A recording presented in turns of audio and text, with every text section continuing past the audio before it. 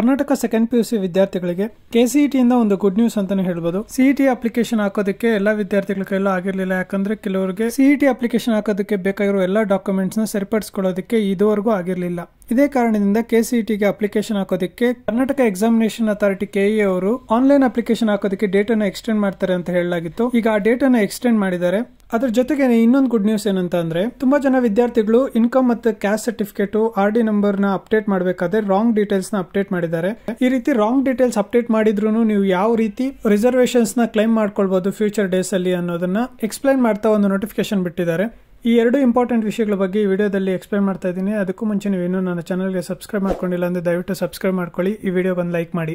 Online application ಹಾಕೋದಕ್ಕೆ ಈಗಾಗಲೇ date ಅನ್ನು ಎಕ್ಸ್ಟೆಂಡ್ ಮಾಡಿದ್ರು. ಆದ್ರೂ ತುಂಬಾ ಜನ ಇನ್ನೂ ಅಪ್ಲಿಕೇಶನ್ ಹಾಕೋದು ಪೆಂಡಿಂಗ್ ಇರೋದ್ರಿಂದ UGCET ಗೆ ಅಪ್ಲಿಕೇಶನ್ ಹಾಕೋದಕ್ಕೆ ಇದೇ ತಿಂಗಳು ಅಂದ್ರೆ ಫೆಬ್ರವರಿ 23ನೇ ತಾರೀಕು ಸಂಜೆ 5 ಗಂಟೆವರೆಗೂ ಡೇಟ್ ಅನ್ನು ಎಕ್ಸ್ಟೆಂಡ್ ಮಾಡಿದ್ದಾರೆ. ಅದೇ ರೀತಿ ಫೀಸ್ ಅನ್ನ ಪೇ ಮಾಡೋದಕ್ಕೆ 26ನೇ ತಾರೀಕುವರೆಗೂ ಡೇಟ್ ಎಕ್ಸ್ಟೆಂಡ್ ಮಾಡಿದ್ದಾರೆ. ಹಾಗೇನೆ ಇನ್ನೊಂದು ಇಂಪಾರ್ಟೆಂಟ್ ನೋಟಿಫಿಕೇಶನ್ ಏನು ಅಂತಂದ್ರೆ CET ಆನ್ಲೈನ್ ಅಪ್ಲಿಕೇಶನ್ ಹಾಕಬೇಕಾದ್ರೆ ವಿದ್ಯಾರ್ಥಿಗಳು ತಮ್ಮ SSLC ಮಾರ್ಕ್ಸ್ ಕಾರ್ಡ್ ನಲ್ಲಿ ಅವ್ರ ಹೆಸರು ಏನಂತ ಇದೆಯೋ ಅದೇ ರೀತಿ ತಮ್ಮ RD ಪ್ರಮಾಣ ಪತ್ರ ಅಂದ್ರೆ ಕ್ಯಾಸ್ಟ್ ಅಂಡ್ ಇನ್ಕಮ್ ಸರ್ಟಿಫಿಕೇಟ್ ಅಲ್ಲೂ ಸಹ ಸೇಮ್ ನೇಮ್ ಇರಬೇಕು ಅಂತ ಆಲ್ರೆಡಿ ನೋಟಿಫಿಕೇಶನ್ ಅಲ್ಲಿ ಹೇಳಿದ್ರು. ಇಷ್ಟೆಲ್ಲ ಮೊದಲೇ ತಿಳಿಸ್ಕೊಟ್ಟಿದ್ರು ಸಹ ತುಂಬಾ ವಿದ್ಯಾರ್ಥಿಗಳು ಆಲ್ರೆಡಿ ಸಲ್ಲಿಕೆ ಮಾಡಿರುವ ಅಪ್ಲಿಕೇಶನ್ಸ್ ನಲ್ಲಿ ಕ್ಯಾಸ್ಟ್ ಅಂಡ್ ಇನ್ಕಮ್ ಸರ್ಟಿಫಿಕೇಟ್ಸ್ ಅಲ್ಲಿ ಮೆನ್ಷನ್ ಆಗಿರುವ ಹೆಸರು ಮತ್ತೆ SSLC ಮಾರ್ಕ್ಸ್ ಕಾರ್ಡ್ ಅಲ್ಲಿರುವ ಹೆಸರಿಗೆ ತಾಳೆ ಆಗ್ತಾ ಇಲ್ಲ.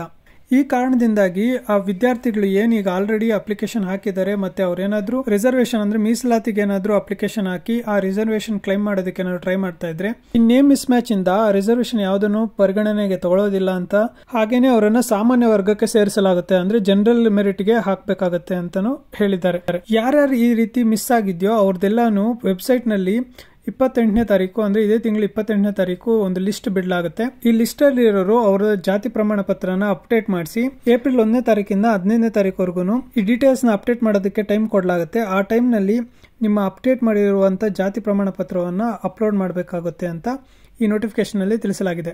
ಸೊ ಎಲ್ಲಾ ವಿದ್ಯಾರ್ಥಿಗಳು 28ನೇ ತಾರೀಕು ಆ ಲಿಸ್ಟ್ ಬಿಟ್ಟಾಗ ಒಂದ್ಸತಿ ಚೆಕ್ ಮಾಡ್ಕೊಂಡು ಆ ಲಿಸ್ಟ್ ಅಲ್ಲಿ ಏನಾದ್ರು ನಿಮ್ ಹೆಸರಿದ್ದು ನಿಮ್ದೇನಾದ್ರು ನೇಮ್ ಮಿಸ್ ಮ್ಯಾಚ್ ಇದ್ರೆ ಆ ಡೀಟೇಲ್ಸ್ ನೆಲ್ಲ ವೆರಿಫೈ ಮಾಡಿಸ್ಕೊಂಡು ಅಪ್ಡೇಟ್ಸ್ ಮಾಡಿ ಡಾಕ್ಯುಮೆಂಟ್ಸ್ ನ ರೆಡಿಯಾಗಿ ಇಟ್ಕೊಂಡಿರಿ.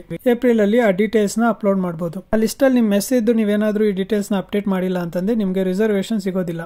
ಈ ವಿಡಿಯೋ ನಿಮಗೆ ಇನ್ಫಾರ್ಮೇಟಿವ್ ಅನ್ಸಿದ್ರೆ ವಿಡಿಯೋ ಒಂದು ಲೈಕ್ ಮಾಡಿ. ಈ ರೀತಿಯ ಇನ್ಫಾರ್ಮೇಟಿವ್ ವಿಡಿಯೋಸ್ಗೋಸ್ಕರ ಕ್ರಂಚಿ ಕಟಲ್ ಯೂಟ್ಯೂಬ್ ಚಾನಲ್ಗೆ ಸಬ್ಸ್ಕ್ರೈಬ್ ಮಾಡ್ಕೊಳ್ಳಿ. Thanks for watching. ನೀವು ಇನ್ನೂ ನನ್ನ ಚಾನಲ್ಗೆ ಸಬ್ಸ್ಕ್ರೈಬ್ ಮಾಡ್ಕೊಂಡಿಲ್ಲ ಅಂದರೆ ದಯವಿಟ್ಟು ಸಬ್ಸ್ಕ್ರೈಬ್ ಮಾಡ್ಕೊಳ್ಳಿ.